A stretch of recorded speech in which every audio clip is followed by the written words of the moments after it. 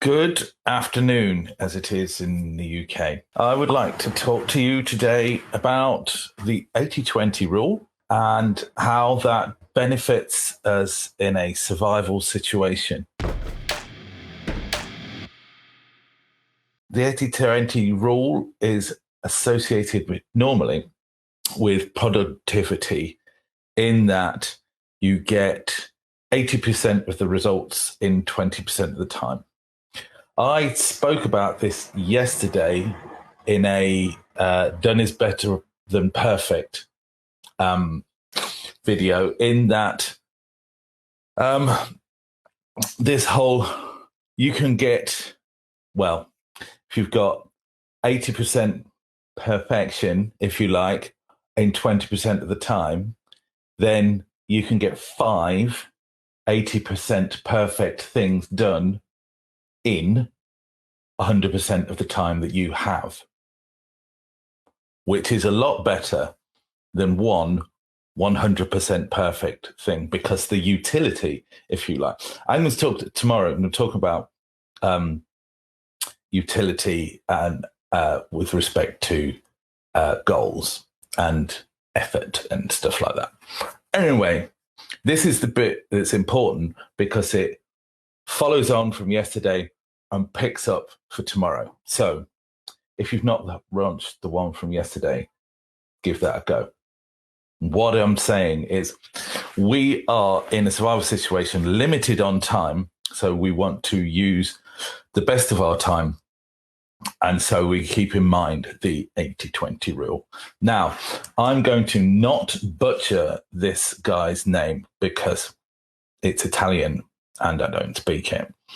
Right. In 1897, Vilfredo Pareto, an Italian economist, observed that 20% of the pea pods in his vegetable garden produced 80% of the peas.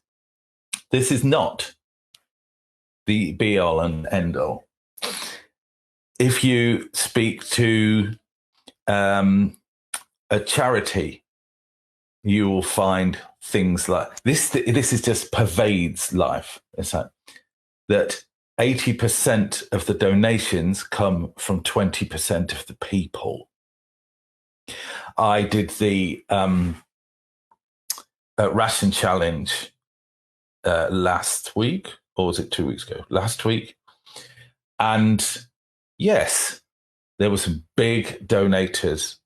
20% of the donators produced, excluding me, 20% of the donators produced 80% of the donation, roughly, just roughly. It's just a mindful thing. And it's all over the place. You, for instance, in computing, 80% of the problems or calls you get is to do with 20% of the bugs. Yeah, so fix those, and that makes 80% of your calls go away. Another way of thinking about the 80-20% rule, if it makes a great deal more difference to you, is that if you get 80% of the work done in 20% of the time, then you get 20% of the work done, or 20% of the results, if you like. Right, let's start that again. If you get 80% of the results with 20% of the work performed, then conversely, that means that you will get 20% of the results in 80% of the time, which is a lot more, in my opinion, compelling reason not to do that. If somebody said, I've got this task, and by spending 80% of the time, you'll get 20% of the results, you're just going to be doing ridiculous. Do it around other way around. It's like use the 20% of the time. Oh, am I just getting this the other way around? 20% of the effort, 80% of the results, 80% of the effort, 20% of the results. And as if you've got a certain amount of time, use 100% of the time, every time.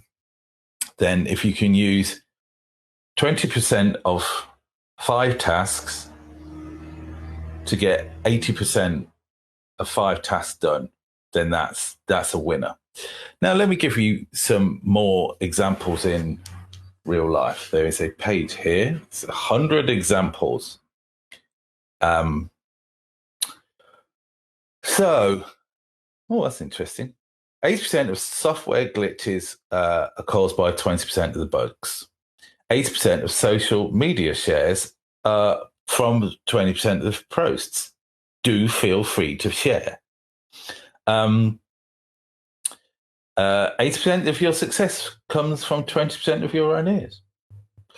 80% of your sales comes from 20% from your clients, which is very similar to the donations thing. Let's find some other things. Oh, here's a nice one. 80% of stress is caused by 20% of stressors. That's actually quite realistic if we think about what causes stress and all of the things that might happen in a day. 20% of the day probably causes 80% of the stress, or an event of 20% magnitude or some such. Let's take some other ones that aren't associated with economics. 80% of your sleep quality comes from 20% of your sleep. 80% of your web traffic comes from 20% of your content. 80% of towns' traffic comes from 20% of the roads. 80% of news coverage is based on 20% of world news. That makes sense. That whole business of boring news, and I've talked about that. 80% of a combustion engine produces 20% of the output.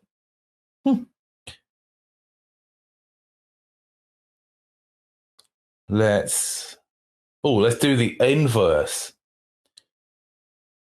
20%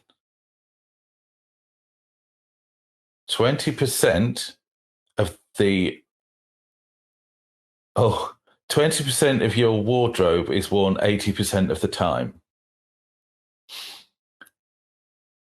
20% of your rug has 80% of the wear. Interesting. 20% of the words in a language account for 80% of the usage.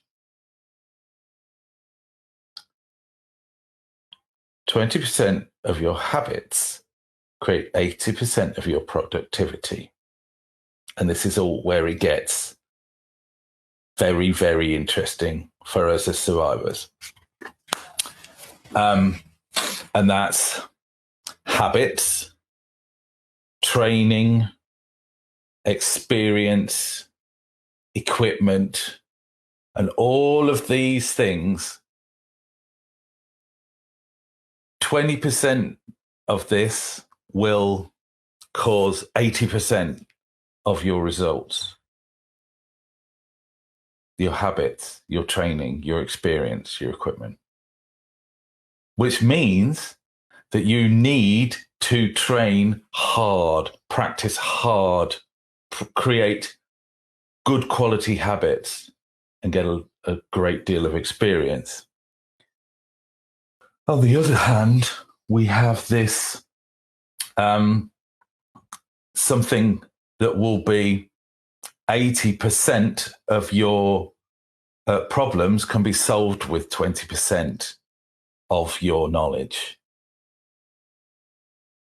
And that's or knowledge, skills, etc.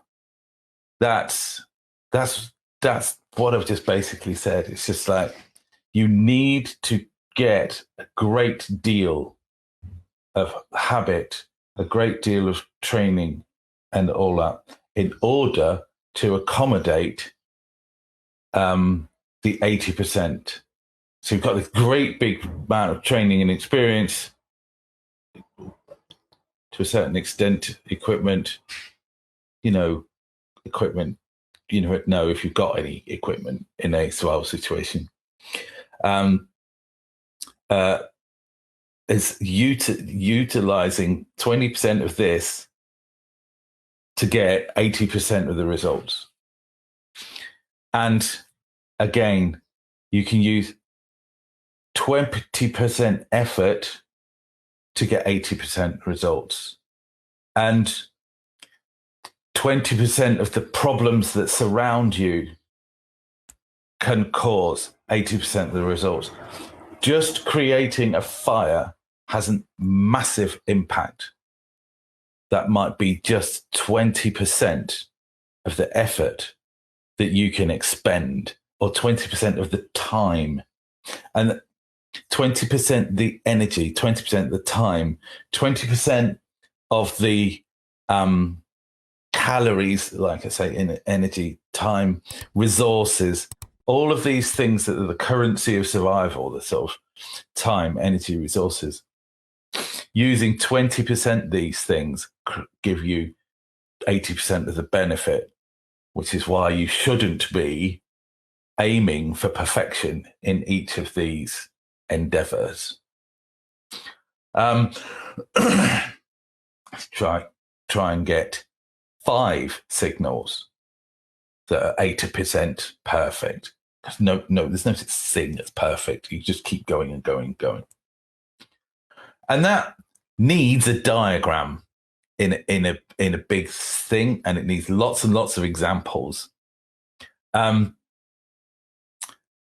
But the moral of the story is that 80% of your problems in a survival situation can be solved with 20% of the time, energy, and resources associated with 20% of the skills, knowledge, experience, and habits and practice. Whether you practice developing habits, if you like. And so consequently, the chain that's going on here means you should ensure that you get your training, a good quality training, good quality experience to allow you to get that relationship between training and experience and results. That definitely needs a diagram, doesn't it? I'll stick a diagram in the book. Yeah, absolutely will stick a diagram in the book. Don't forget, get good quality experience. It's really, really, really important. I'm going to go and draw a diagram to make sure I don't forget. And I will see you tomorrow